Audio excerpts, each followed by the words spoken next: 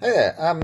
This video's a bit different from all of my normal ones. This is something that I sort of had a request to do related to a radio controlled car. Now, this particular radio controlled car is the WLToys 104001, and as standard, it comes with this spur gear here, which fits in like this and engages the motor with the rest of the drivetrain. And the problem with the spur gear is that it's solid steel. It weighs, I can't remember exactly what it weighs, something like 80 grams. It's a big flywheel, and what happens is that if you land the buggy while this thing is spun up at high speed and the wheels land and they basically hit the ground at a low forward speed, all the momentum from this spur gear transfers into the differential casings and just strips the pinion gears of all their teeth.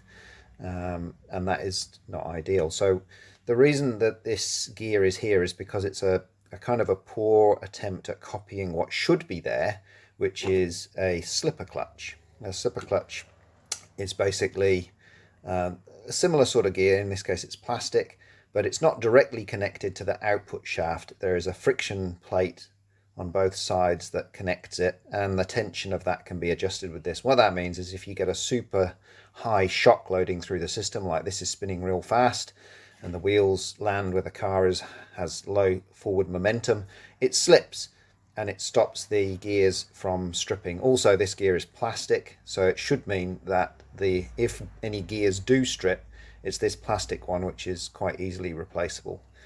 So I'll put a link to the original slipper here,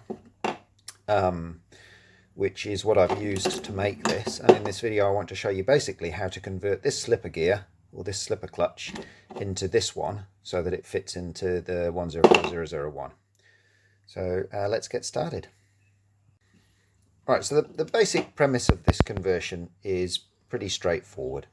What you're trying to do is make this this clutch, this gear and axle arrangement basically have the same dimensions as the original one, so that you can then go ahead and attach the stock diff cups or drivetrain cups onto the ends of the axles for this, and so that the bearing carriers are in the same place and have the same dimensions. And as standard, you can see that this axle's too thin, and the bearing carrier, which there's only one of them and it's here, is kind of in the wrong place. So it should be up here and it's actually down here. So first thing you want to do is you're going to remove this standard diff cup here, 2mm Allen head, grub screw, and then you're going to get rid of this because you don't need it anymore. Just put it in your spares box. Second thing you want to do is take off this nut here. It's a 7mm.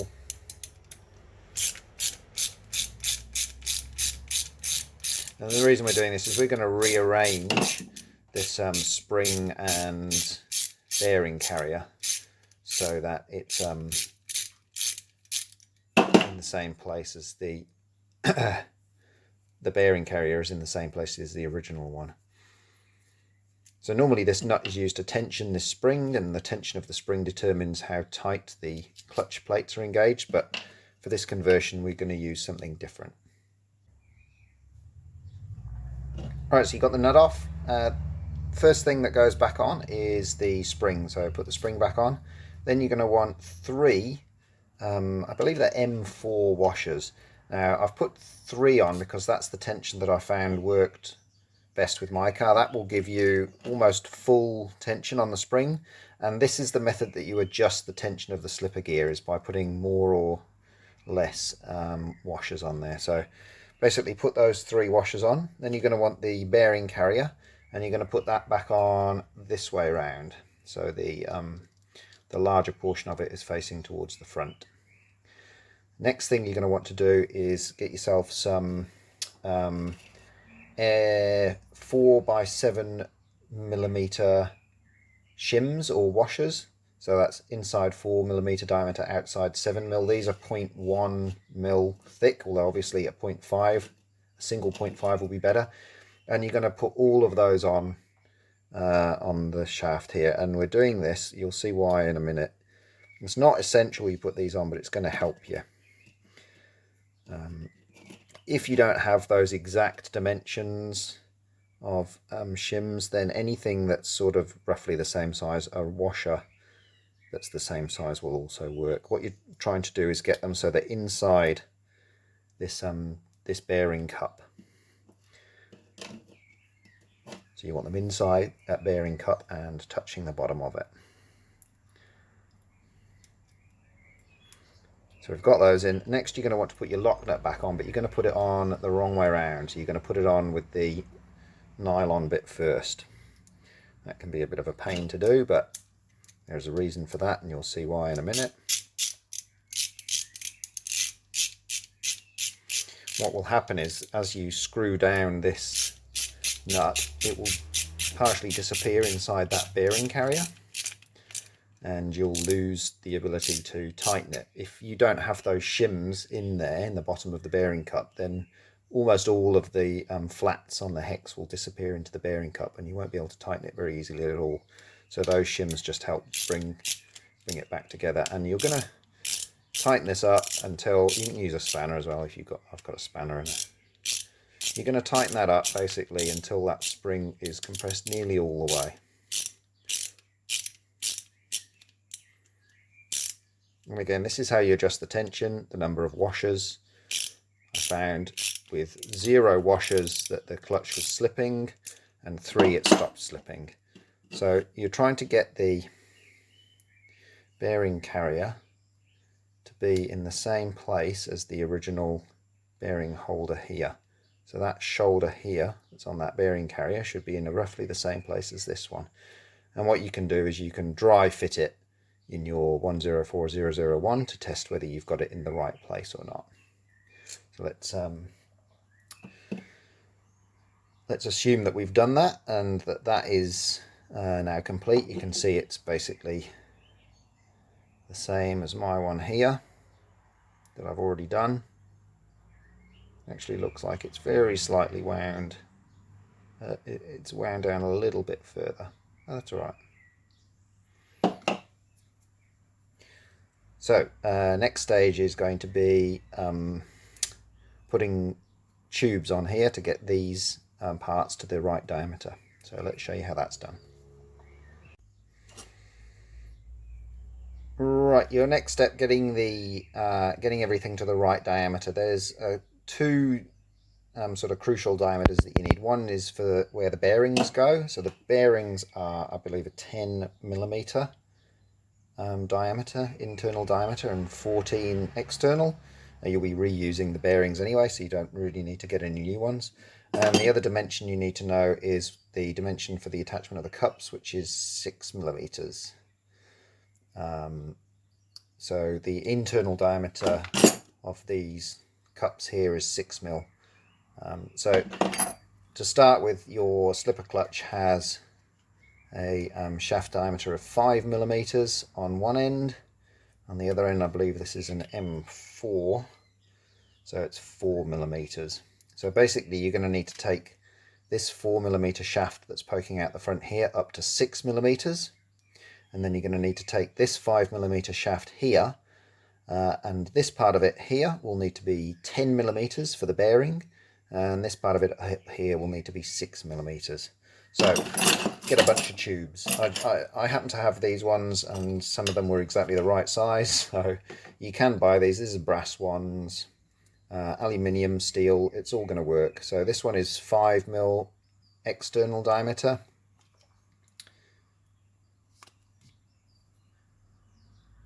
And wait, how can it be 5mm internal and 5mm external? It's 6mm external diameter and 5mm internal diameter. Yeah, it's slightly more than that, but you know, close enough. A couple of 0.1s of a millimeter, tenths of a millimeter doesn't make any difference. So that's a good one, because that will take our 5mm shaft at the back here out to 6mm. So the other one that we're going to need is a 4mm internal. No, that one's 5. What about this one? 5.6.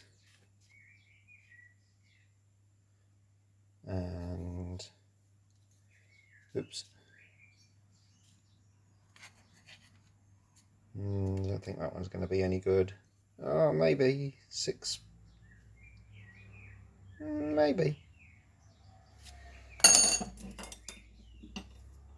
This one, what's this one? 5 external.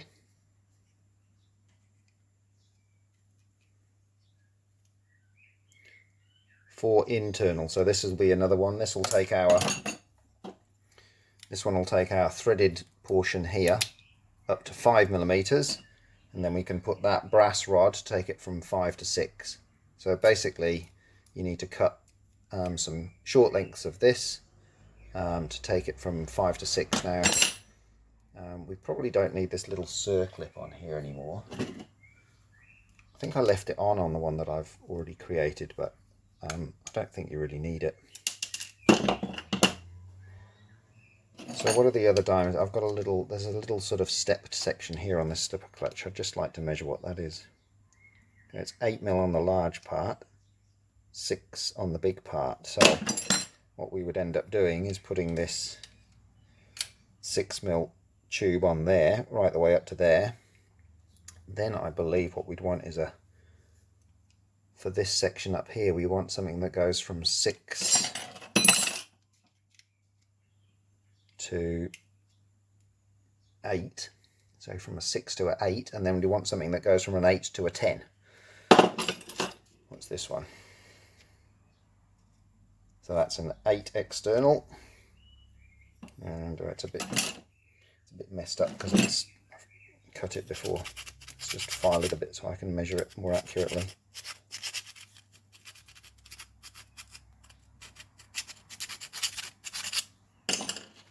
Hoping that this will be 6. Yeah, it's a 6. So this will take me from a 6 to an 8 external diameter. And then somewhere, and I haven't got it down here, I should have some 8 to 10, which will complete the process. So let's get that part done, shall we?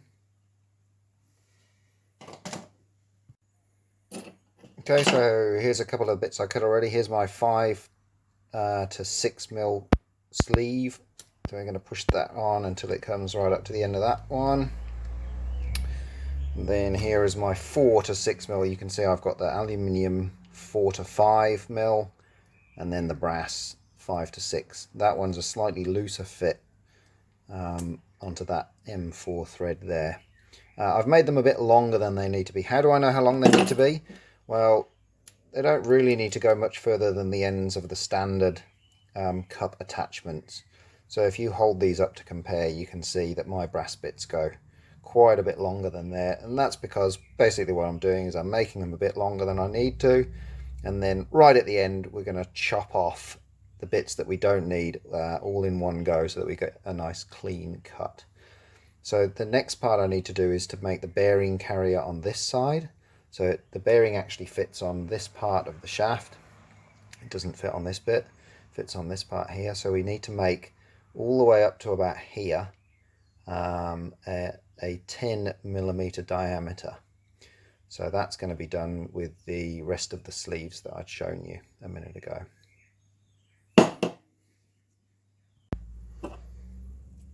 Okay, here we are. I've got my tubes on now. This is the 4 to 6, so that's 2 tubes, one inside the other. A outside diameter of 6mm is what you want there.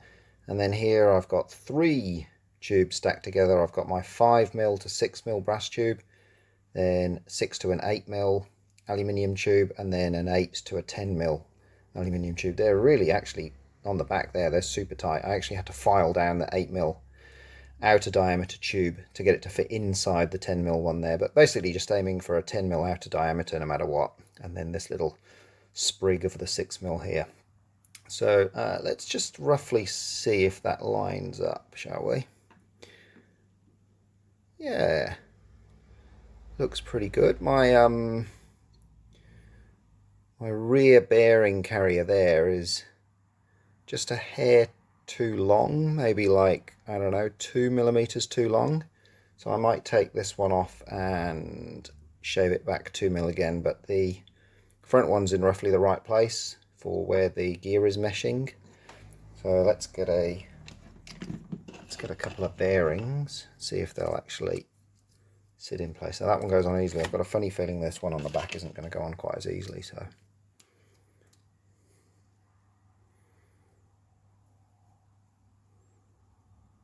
yeah, I'm going to have to file the edge of that down just to taper it a little bit. Let's just pop that in there. You can see how that's going to go.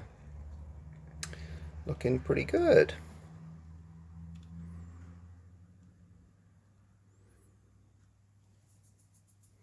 Yeah, I think on the original spur, actually, come to think of it, yeah, I thought so. On the original spur, the bearing carrier actually protrudes very slightly out the back anyway.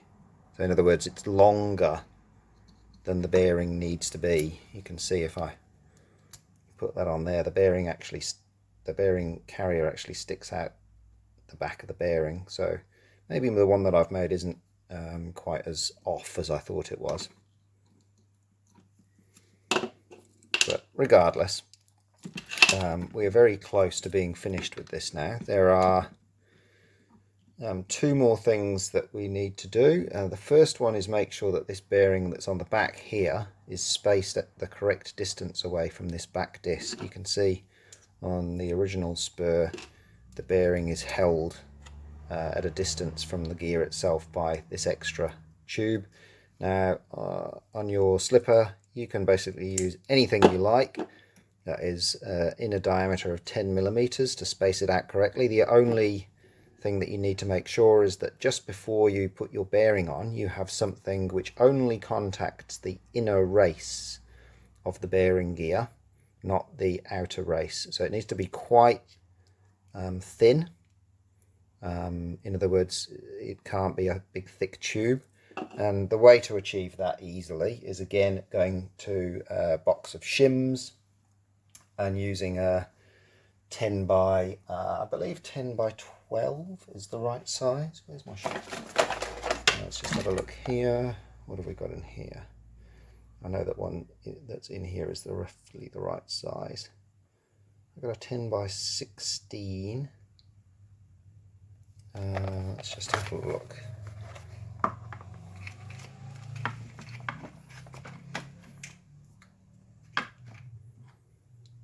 I think this is the one. That's definitely not 10 by 16. It's 10 by something. Let me just measure it. Maybe this didn't actually come out of that box.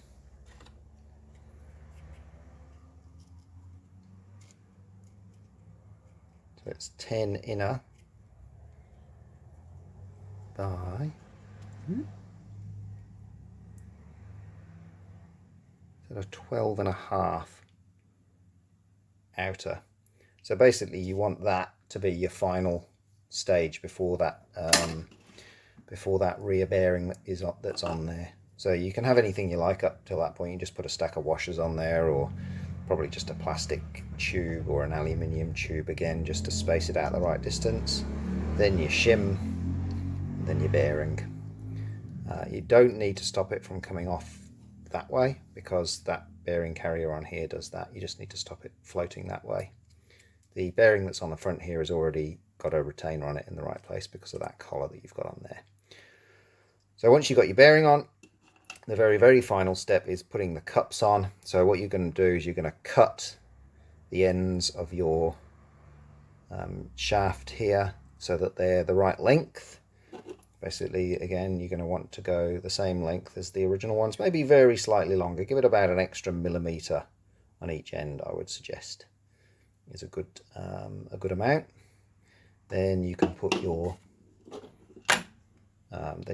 cups on the end. Then you're going to mark where the grub screws go on each side. You're going to mark on your brass shafts where the grub screws go. Then you're going to take a drill bit. You're going to drill through all the brass, through the aluminium on this end, just through the brass on that end, into the steel. So you're going to want to at least indent the steel. Another way you can do it is you can take these brass shafts off, you can file down the steel to make a flat on each side, roughly where you're going to have the grub screws, and then drill through the brass. It's probably an easier way of doing it. That's just so that these grub screws go right the way through the brass coupling and into that shaft, because that is what provides you with your drive. And because there are no flats or anything on this shaft like there are on the original ones here, you can see the original ones you've got a flat and an indentation where the grub screws go. So you're just trying to replicate that sort of arrangement. And then, well, you're pretty much done.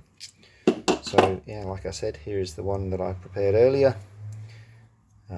You can see that what I've used here for the spacing for that bearing is a O-ring, rubber O-ring, but then there's one of those shims, you can just see it there.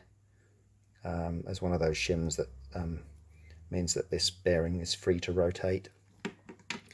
So yeah, that is it. That's how that goes. It's pretty good fit, and so far I've had no problems with it. So I hope that helps.